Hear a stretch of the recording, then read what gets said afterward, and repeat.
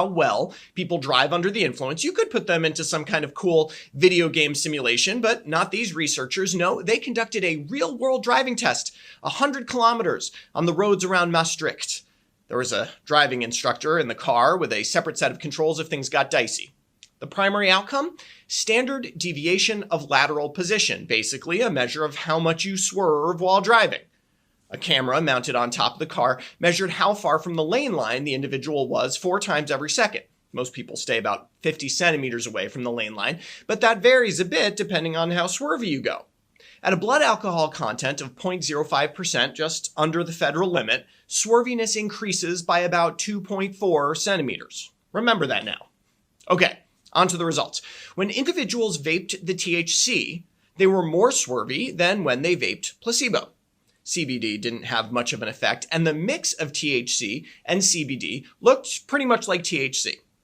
After the first 100 minutes of driving, the scores all equaled out. By and large, people knew they were impaired. Scores on a self-assessment of driving ability tended to parallel the swerviness results.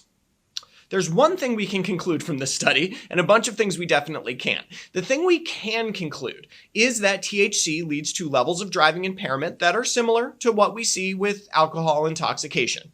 But we can't conclude that the impairment goes away after 100 minutes, or that CBD won't have similar effects because the doses used in this study, 13.75 milligrams, are really pretty small, which of course they would have to be because these people were driving on real roads.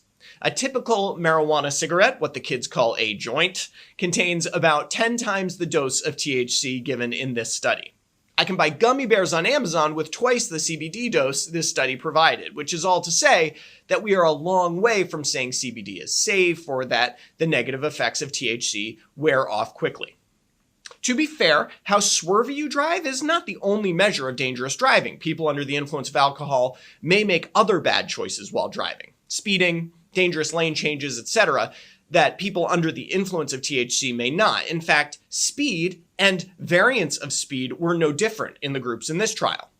Nevertheless, for now, DUI is still DUI regardless of which influence you are under. If you live in one of the several states that have now legalized recreational marijuana, if you partake, stay home with some snacks and a rug. That really ties the room together. For Medscape, I'm Perry Wilson.